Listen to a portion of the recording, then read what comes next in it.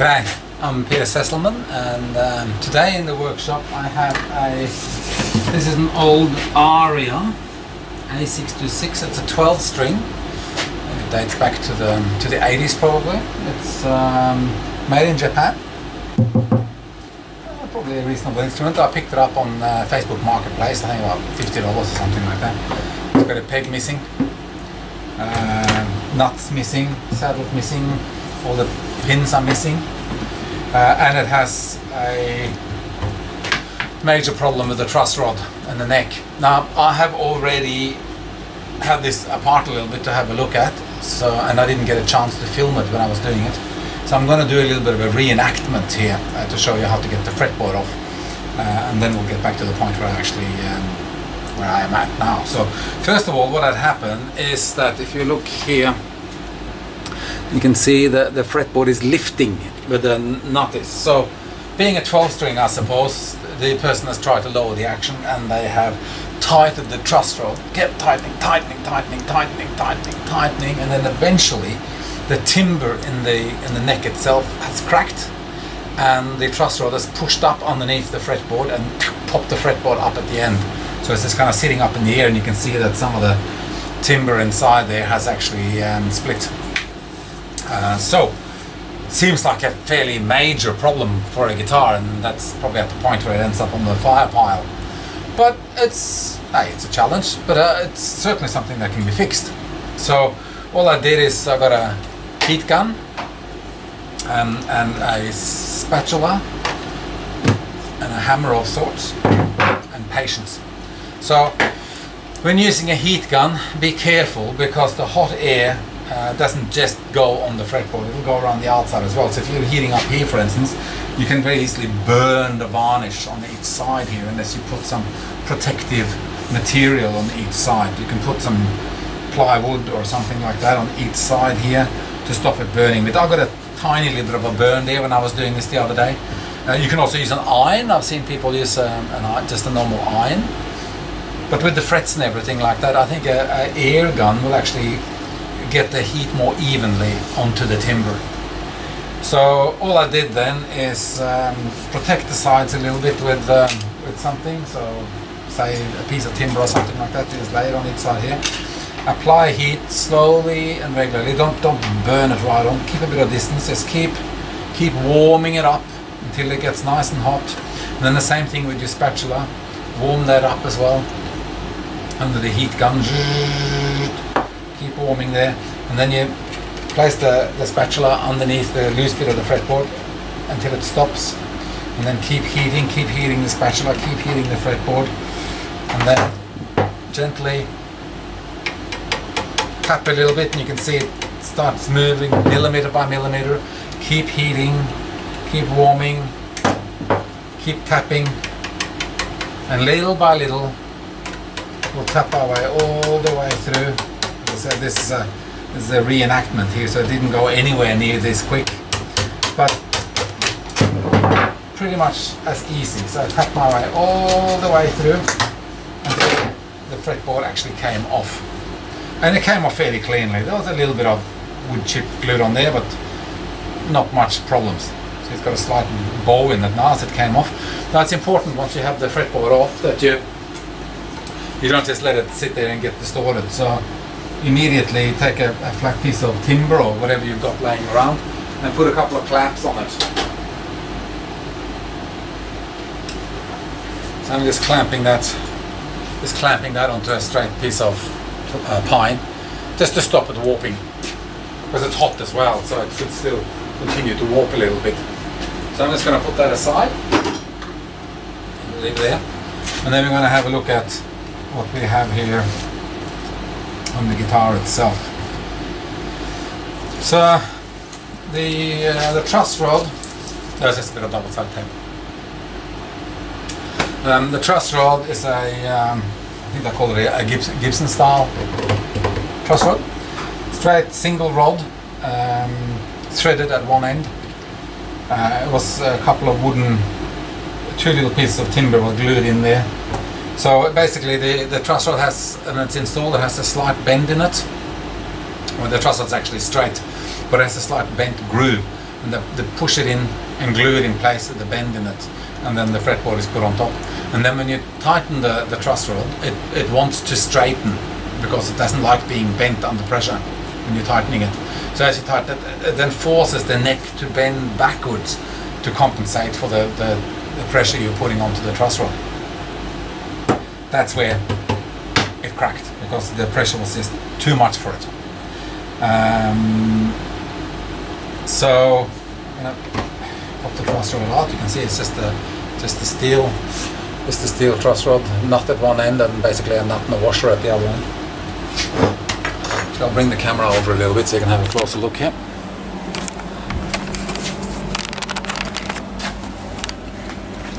So you can see here, this part here has basically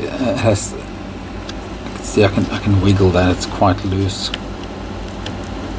So that's the part that has given way, because there's not much there to push against.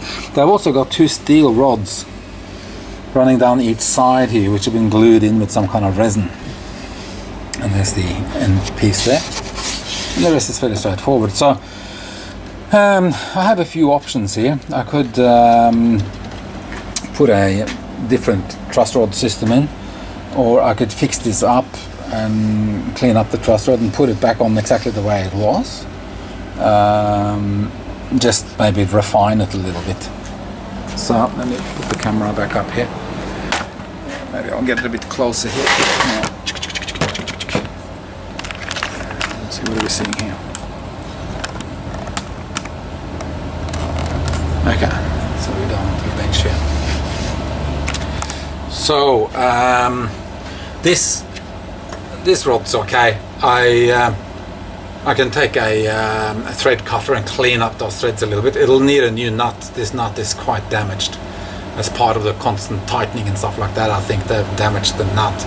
The thread's okay, the rod's alright, it's nothing totally wrong with that. I am tempted to increase the bow of the curve a little bit, just so that it has more opportunity to do its job. And this, I measured it before. If you measure the thickness of the neck there, and then you look at the depth, it's got a fair bit left to go. I'd say that's about 6-7 millimeters, whatever that works out in inches. You have to work that out for yourself.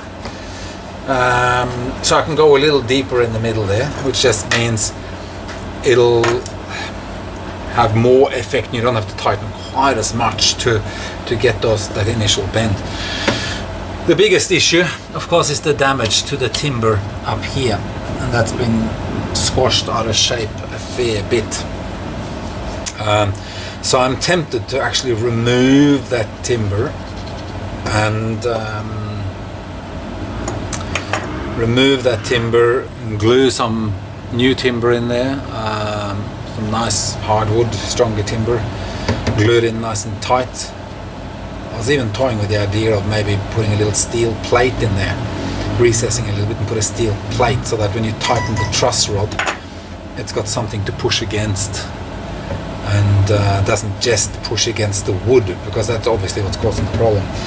A 12 string has a fair bit of tension on it, so you know you want to make that as strong as possible, or to alleviate as much of the pressure as possible. So that's the plan. Make the groove a little more curved. Then I'm going to strengthen this area, put a new piece of timber in, maybe a steel plate.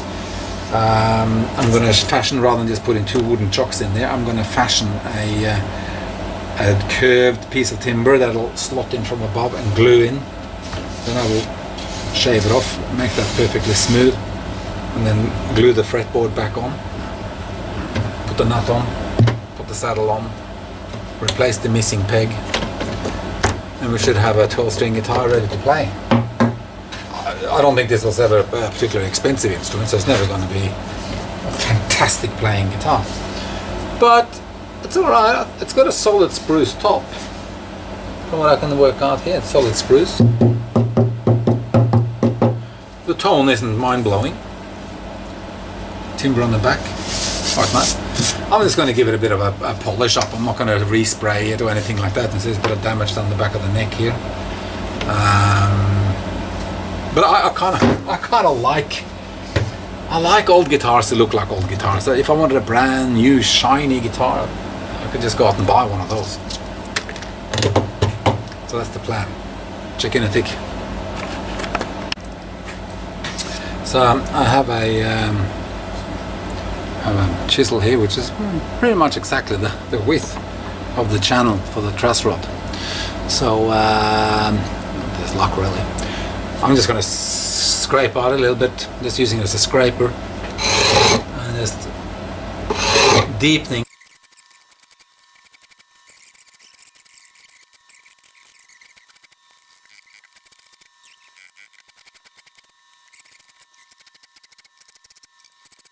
Meters left there. I don't know if I want to go much beyond that, but that certainly cleaned that groove up.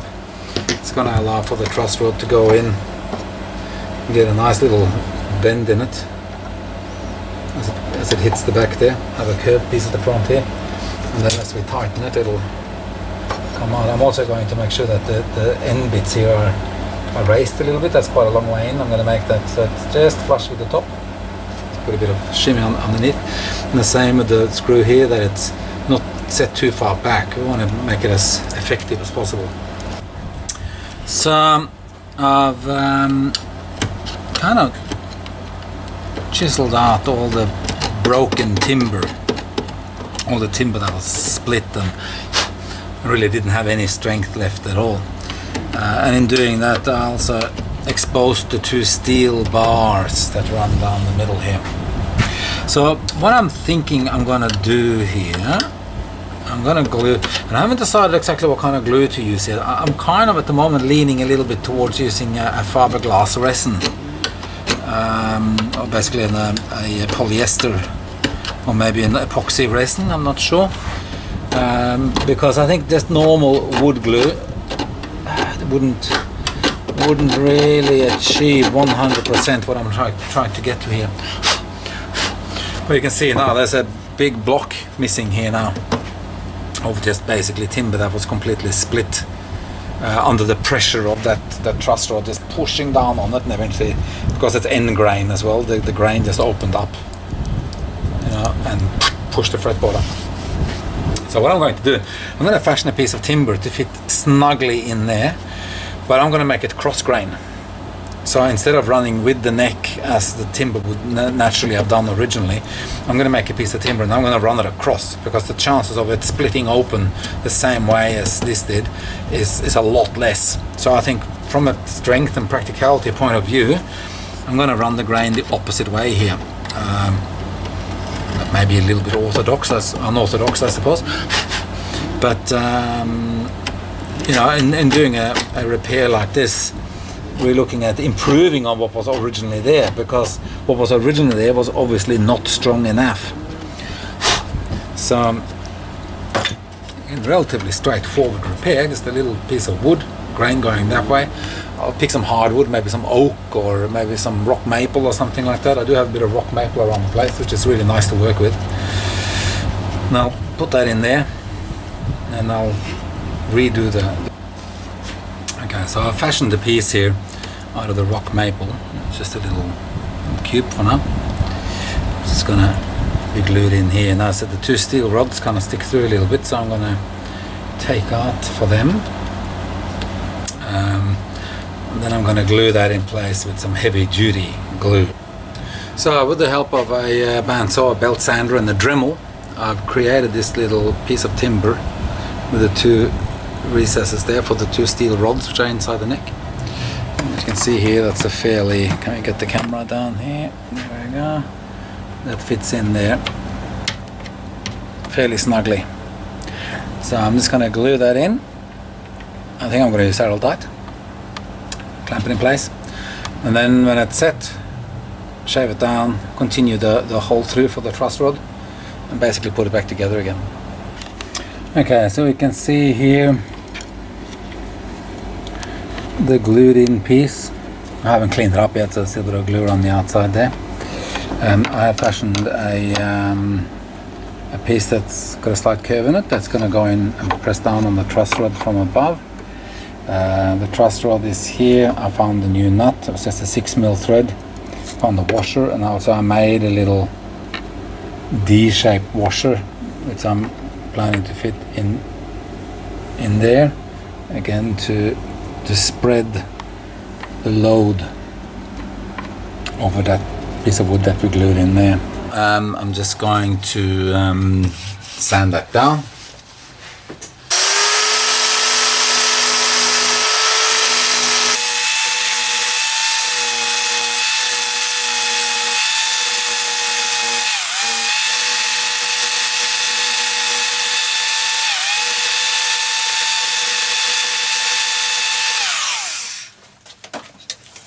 Taking the bulk of it off. This is not making sure it's level, which it is.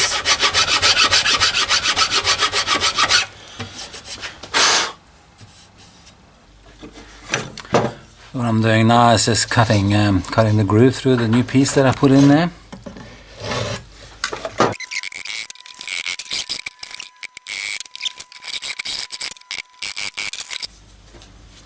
The last little bit here I'm going to do the round file, since the truss rod is round. So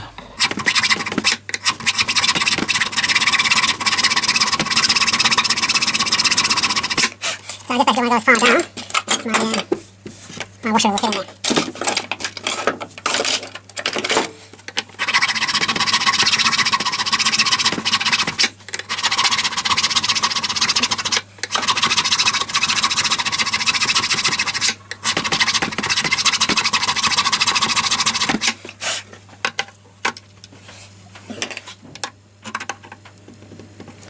Little bit more.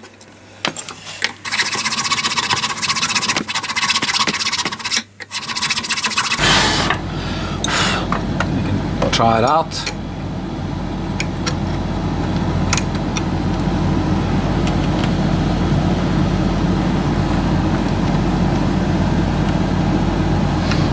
It's getting pretty close, and then that should work fairly well. The nut will come over there. Yeah, pretty good. So now we're basically at the point where I'm going to glue the slightly curved piece of timber to push the truss rod back into place. And I'm just going to use wood glue for that. I'm just putting glue on the sides, not underneath. I don't want to glue the truss rod in place. I just want to glue this piece of timber above it, so a little bit of glue probably will trickle down there, but I'm not going to lose any sleep over that right now. So, goes in there, like that. So this is in place. Clamps on this.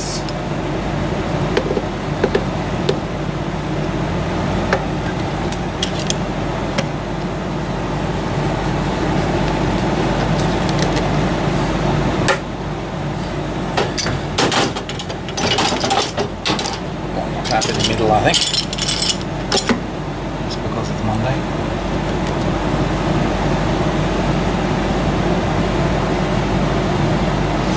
Got some of the excess glue, stick it in there.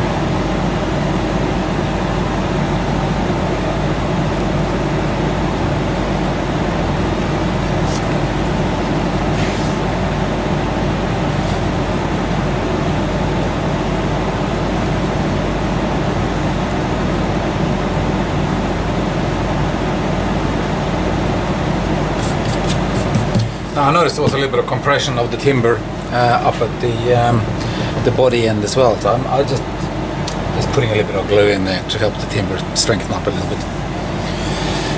Anyway, just gotta wait for this to set. Okay, so the glue is now dry. You can see this sticking up a little bit, so I'm just gonna sand that down to be level with the rest of the neck. I've got my little power sander.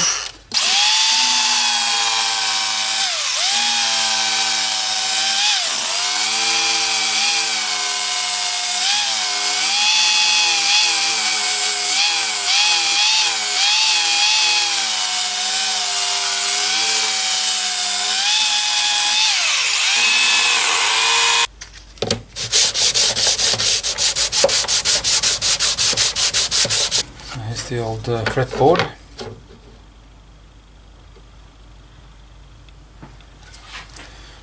Go on somewhat like that. Okay, so here's a little bit of an interesting thing that I just realized. A bit slow, I think. Well, it's probably because I haven't actually played this guitar. All I did was pull it apart. So I have to do some research on this, I suppose, but I don't know how common this is in 12 strings or in other guitars as well. I just noticed that the 12th fret is in line with the body, like a nylon string guitar. So this has got to be a shorter scale length. So it's about a 25-inch scale, which is at the shorter end of things, I suppose. But this is what puzzles me: the 12th fret junction to the body doesn't look any different. I suppose it gives, for a 12 string in particular, it alleviates a little bit of the pressure, I suppose, on the strings. They don't have to be tuned so highly. Interesting, very interesting. Anyway, next thing to do is to, of course, put the fretboard on. I'm just going to sand the back of this a little bit to freshen it up. I've already sanded here. I have some hide glue ready. I just got to warm that up, and then lots and lots of clamps. I'm tempted to put a little bit of backwards pressure on the neck as the glue is drying. Again, just to alleviate that pressure because of the problem we had with the truss rod. The neck, it is fairly straight. So, it's not too much fussing around to be done there, I suppose. But I'm going to put it. Okay, so it's gluing time. That's always fun. Now I got my hoof glue here. It's sitting in a bit of hot water. Make it all kind of gooey. Now, if you haven't used hoof glue before, it's got a quite remarkable smell. Something that would drive a dog crazy, I think, and it doesn't do much for me. I don't know what it smells like. Horrible. Anyway, so just apply it with a little brush to both sides and then clamp it. Hoof glue is quite slippery, so when you put it on, there's a good chance it'll slip slide all over the place. You have to kind of keep watching it while you're putting the clamps on and keep adjusting until it kind of settles a bit. So here goes. Just slop it on. The reason we use hoof glue for this is the good old hide glue and hoof glue. It's really good to take off again. So if you need to do future repairs and things like that, just apply a little bit of heat and sometimes a bit of moisture, and it'll come right back off again. Whereas if you used modern glues and epoxies or stuff like that, nice strong glues, but you kind of you won't be able to repair it in the future. So it's a one-way street. So that's one of the advantages with the hoof glue, is that it's very very easy to work with in that sense. It's also a natural product, so it sucks into the timber really nicely. Apart from the smell, it's actually quite a nice glue to work with. So you buy it as little pellets. I don't know what it looks like little brown pellets usually, or sometimes it's more like a brown powdery, or looks like sugar. And then you mix it with water. You let it sit overnight to absorb a little bit, and then when you want to use it, you use a double container like this and put it in hot water, and that activates it in a way, makes it more liquid. So that's a pretty good coating here. The other advantage of hoof glue, if you're using it over and over, just common with the violins that sometimes need to be taken apart and conditioned on a regular basis, so it sticks really well to itself. So when you pull a guitar apart or a violin apart and want to do repairs and put it back together again, you don't have to worry about getting every little bit of old glue off, because it'll quite happily glue to itself and refresh the glue joint, so that you don't have the problem of really needing to you know, make sure you remove every morsel of glue that was on there from the past.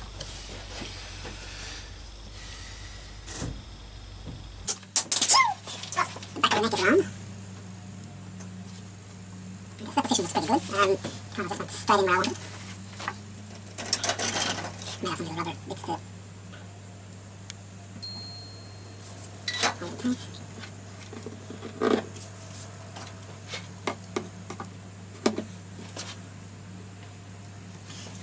The trick here is, if in doubt, put another clamp on. It's not really as if you can have too many clamps, I think.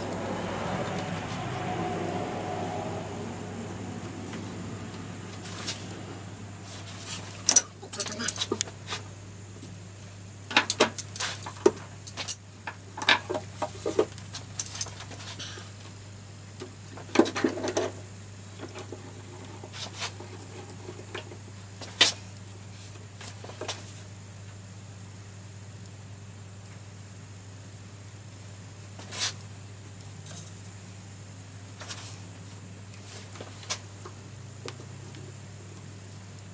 Yeah, so that's looking pretty good.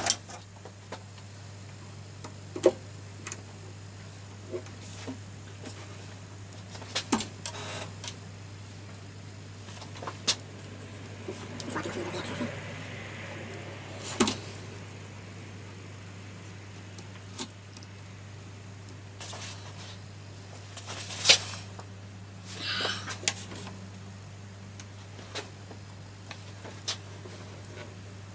I wasn't getting as much squeeze out as I was expecting. Tempted to run a bit of glue in the sides here to fill the crack.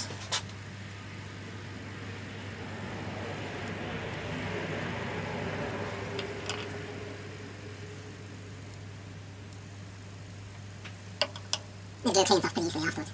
I'm not too concerned about getting a little bit on the varnish.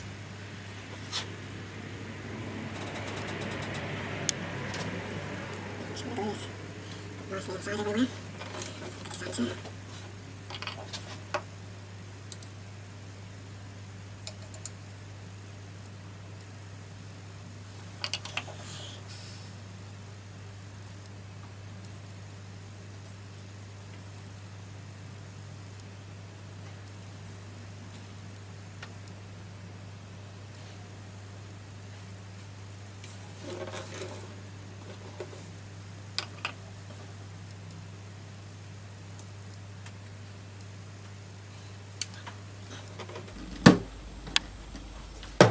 Now I'm just going to let that dry for 24 hours. And on to the next stage should be to condition the fretboard a little bit. Put the missing peg in. Put the nut on. Tune her up. Should be fun. Catch you later.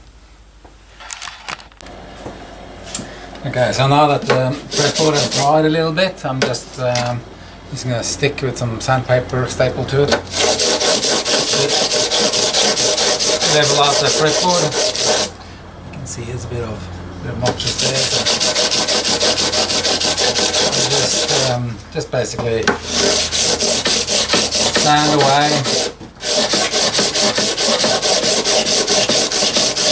until it looks pretty even.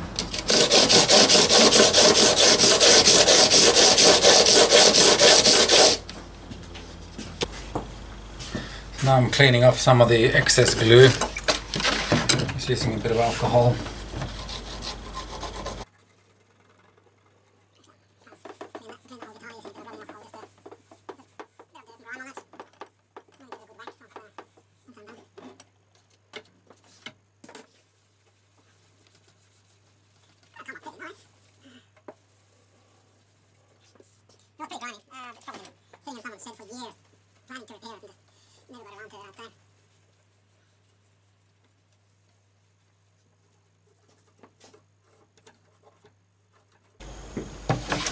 So fretboards get kind of really grimy, you know, people they sit around playing their guitar while eating a bucket of chicken. So I use the alcohol to really rub down the fretboard, try and get on the other grease out of there. And then what I'll do is once I've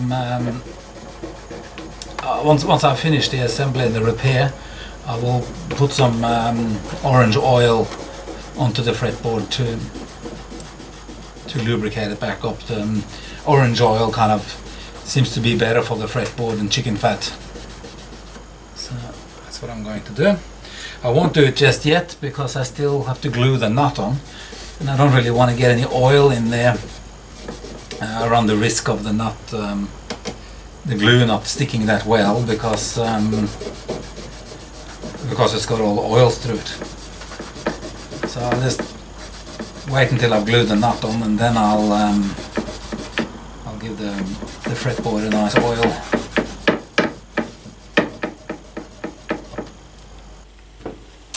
So the next thing that I like to do is to give the guitar a bit of a wax. I'm using this Master Touch kind of Uber wax furniture polish stuff. Smells really nice. It's got like a citrus smell to it, but it also just brings up the old instruments. I don't want to refinish this completely. I just want them to kind of look nice for what they are. Give them a bit of, it protects them a little bit too. This wax is particularly hard wearing. So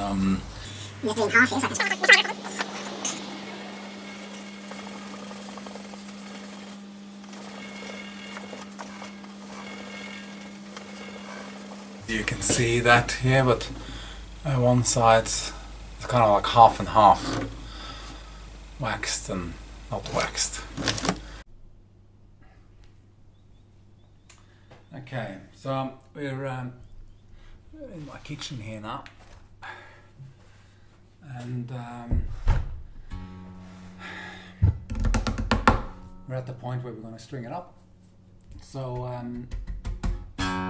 that's just an old test string that I put on there just to see how the action is, and there seems to be a little bit of buzzing on the 0 fret. Don't know if that may just work its way up, and I put the rest of the strings on so it gets a little bit more tension on it, because I'm expecting the neck to bend forward a little bit when you get all the strings on. So that just may just clear itself up. Otherwise I'm going to have to replace that 0 fret and put a slightly bigger fret in. Again, not really a big drama, but as I said, I'm kind of hoping that when it's all said and done, that it'll just work its way out. So let's put these strings on, I suppose.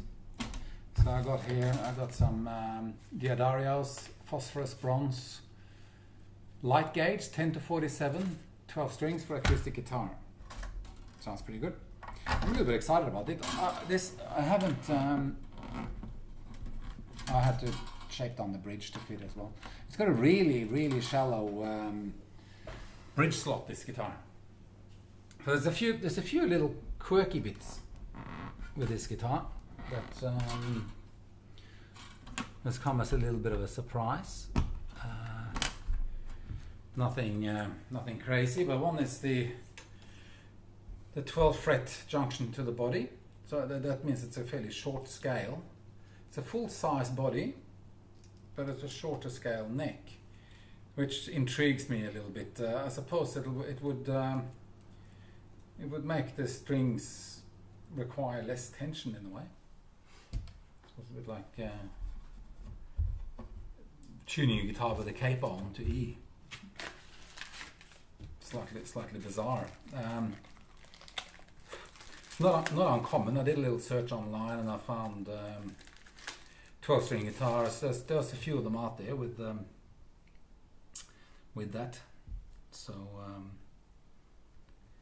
now I haven't actually had a 12-string guitar myself since I was 14, I suppose. It was actually the second guitar that I bought was a 12-string. and I played it for a while, kind of got a bit sick of it and pulled 6 strings off and used it as a 6 string for a few years, and then eventually bought another guitar and forgot all about it. Because at the time that was kind of like the only guitar that I had. So if you only have one guitar to make it a 12 string, that's probably a mistake. But I've kind of ended up with a few more guitars since then. So I suppose the time is right for another 12 string, eh? So let's see, how does this work? We have, so 11 and 12 are brass. That'll be this one here, I'd say. Let's have some fun.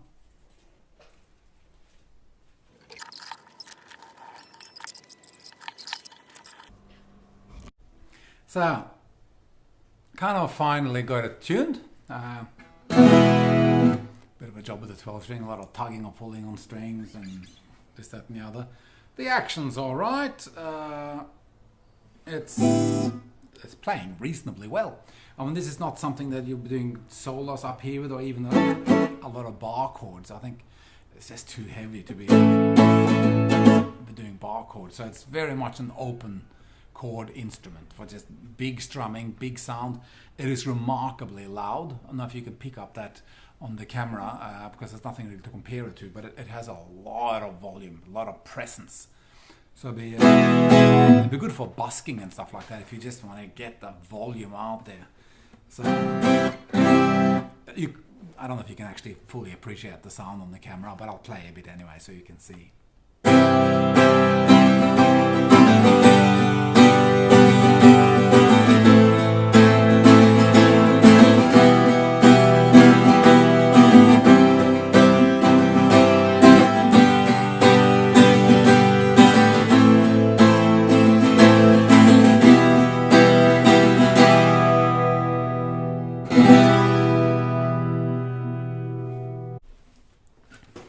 Okay, so I'm back. So here's an E sus capo. I cut the top and the bottom off the capo, the rubber there, as you can see. And what that happens then is that when you put it on the guitar, it only pushes down 3 strings and gives you kind of like an E suspended chord. So on top of that, you can then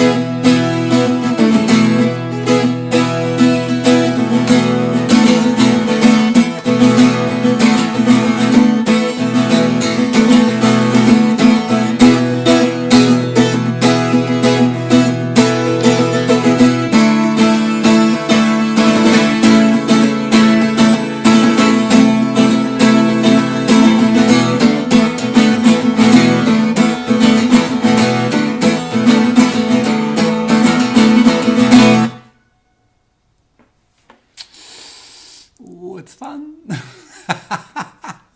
Anyway, there you go. That completes the video on repairing an old Aria 1970s, 80s 12 string. Bit of a quirky instrument with its 12th fret at the body and short scale and funny bridge assembly and fret plop, blip, plop, plop. But at the end of the day, a lot of fun. Cheers.